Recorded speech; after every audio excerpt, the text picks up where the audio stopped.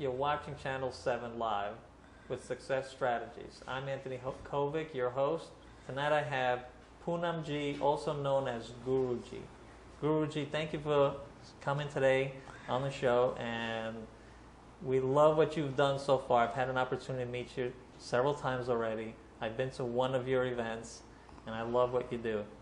Just give me a quick little introduction about you and what you've been doing in the last little while.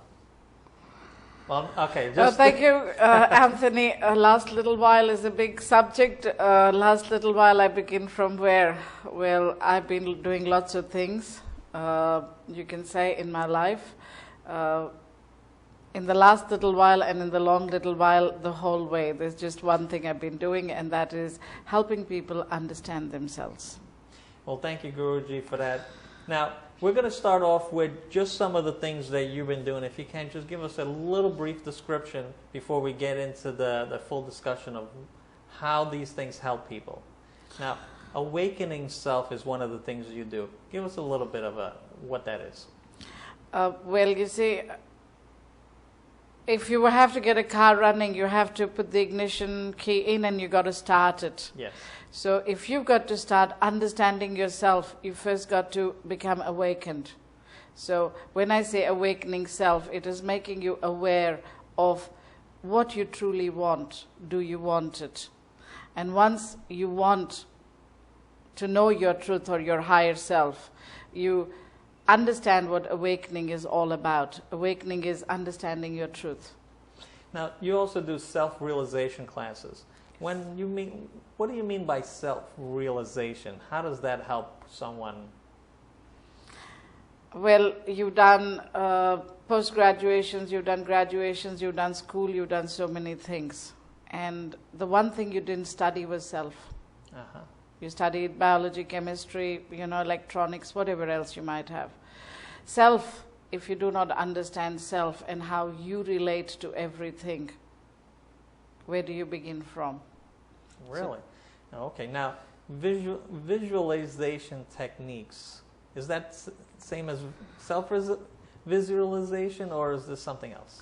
No, visualizing is trying to, you picked up something, trying to look at yourself in your true perspectives, what you truly are, what you would like to be. So I teach you how to see yourself in all components of life. Wow.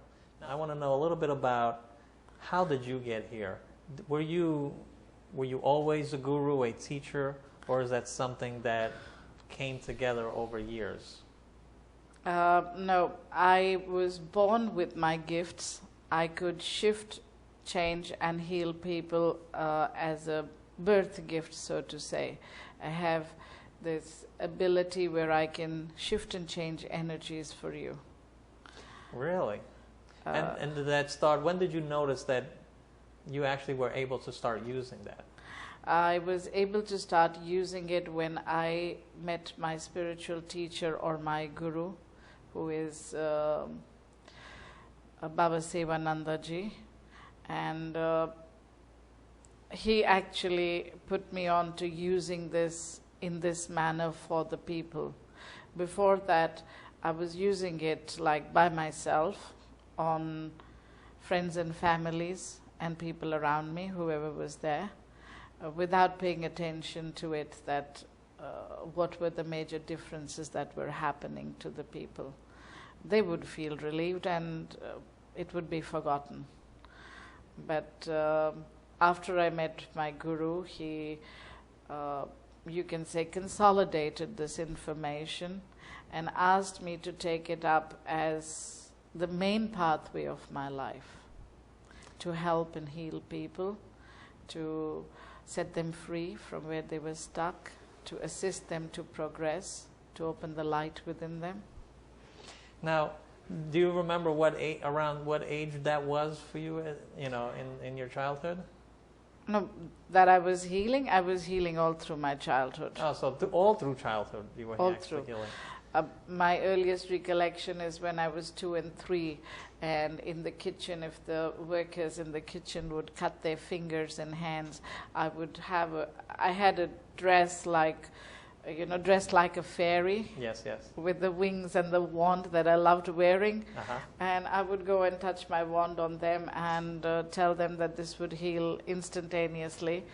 And their cuts, burns, bruises, whatever they were, would heal much faster. Only thing is that we never paid much attention to it.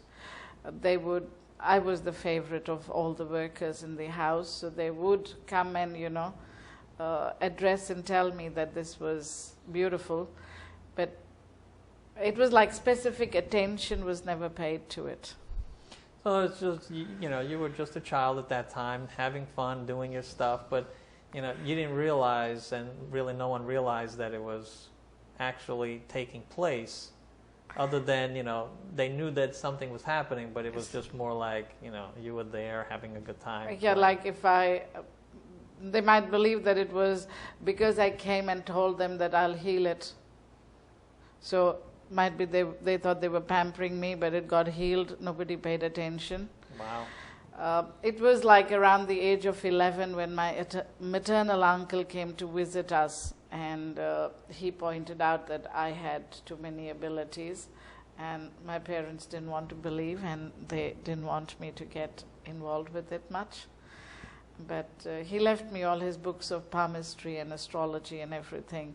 And so from, you can say, those summer holidays onwards, I was actively giving advice to people which would make lots of changes in their lives as to what they were doing wrong. So we had a room set up where there was a chair, and I would sit on there and I would tell people how to resolve their problems. Wow, so from basically when you were a teenager, you actually took this as a serious thing, implementing your gift. Yes. To help people in this area. And when did you meet your guru, the one that somewhere in my late 20s. So in your late 20s, you actually, now, some people don't understand the word guru. They, in America, it's kind of like mixed up. Give us your explanation as what the word guru means in the way of teaching and etc. A guru would be a person who has risen above the vibratory frequency of the subconscious and permanently resides in their superconscious. In this superconscious state, they are way above. It's like they're floating above the general mass of the average people. So this vibratory frequency is much higher than even what the geniuses have if their vibration frequency is measured, because it is beyond a genius. So there is they can measure the vibration frequency of a person's body? Yes, there are, I believe, testing systems. I just recently in America met a fellow who said he had a meter, and it checked up to 1,000. So when he tried checking me, it would hit 1,000 and then it had no more place to go. So you were hitting the maximum the meter had. Yes. Did he check other people there at that event? Yes, he did. So the other people, he said he's met teachers, and the maximum that people vibrate at, according to his meter, is between the 5 and the 6. That is what he finds is the serious high teachers that he has met. And according to him, people vibrated 1 and 2 according to his meter, the one that he had. Now, obviously, I'm sure that if he has one, then there must be other people who have meters. I haven't met many. Now, you're from the country of India. Yes, now, absolutely. Where in India is, you exactly from, like the town or the no, the I region? was, you can say my father's family is from Punjab, so is my mother's family. My father's family, we are from the Maharaja Ranjit Singh's family. And from my mother's side, I am from the second Sikh Guru's family. So we're basically from Punjab. And I'm from the Sikh religion, but I don't follow any religion. I appreciate the teachings. I very much appreciate all the teachings of all the gurus, including Jesus, who's been a very good friend of mine. And my guru was from the Hindu religion. He was from South India, from Tamil Nadu. But I look upon the Hindu system as a scientific, as a very high-level scientific system that can explain things to you just in the form of pictures. And I do not follow it as a religion. But I appreciate it and I respect it for its values and the messages that it has enrolled in it. Now, a lot of people have, in the spiritual way, realm, a lot of people have come from the region of India, that part of the world. Is there a reason for any of that?